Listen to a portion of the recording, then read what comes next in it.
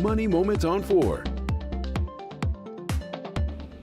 In today's Money Moment segment, we're already thinking ahead to tomorrow when the Federal Reserve is set to meet to determine if they will make a rate cut or decide to hold the current rate where it is. Now, experts say many Americans want the rate lowered, but the thing is the war that we're experiencing here with Iran in the Middle East may stop that from happening. So let's explain. The Iran war is complicating things for the Federal Reserve, as economists had predicted the Fed would hold its benchmark rate steady for this next meeting, with a possible cut to happen at the following meeting next time they come together in June. Rising oil and gas prices sparked by the conflict in the Middle East now have economists tearing up their forecasts and rethinking it. Higher energy prices could ripple through the economy, pushing up transportation costs, food prices, and utilities, all coming from analysts here who are watching the war closely.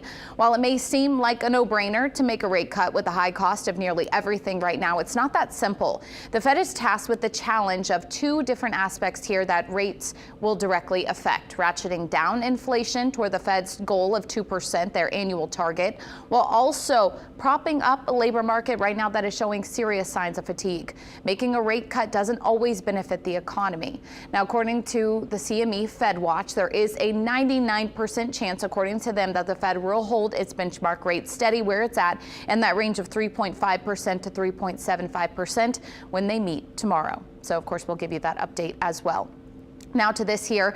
Also, as we're watching the war in the Middle East, there are three ways to save as these gas prices continue to be on the rise. They say they might be small, but experts are tracking a couple practical steps that you can take to stretch your fuel a little further. So first thing you want to do is check your tire pressure. Lower inflated tires will increase the resistance on the road. So having those properly inflated tires can improve gas mileage, experts say, by about 3%, but in some cases as much as 10%, depending on which vehicle you have. Also, no, this is kind of a tricky one. You want to stay obviously within legal standards, but slow down on the highway. Fuel economy gets worse the faster you drive, especially on the highway. So experts say go slower when it is safe to do so, when you're following the laws and in the right lane. According to AAA, reducing highway speeds by 5 to 10 miles per hour can improve mileage by up to 14%. And finally, you want to avoid hard acceleration or slamming on those brakes. Maintaining a steady speed while driving is another way to maximize your fuel efficiency. So when you can, coast to a stop, and also, you see that red light coming, slow it down earlier. Doing things like accelerating really quickly and slamming on those brakes hurts your fuel there.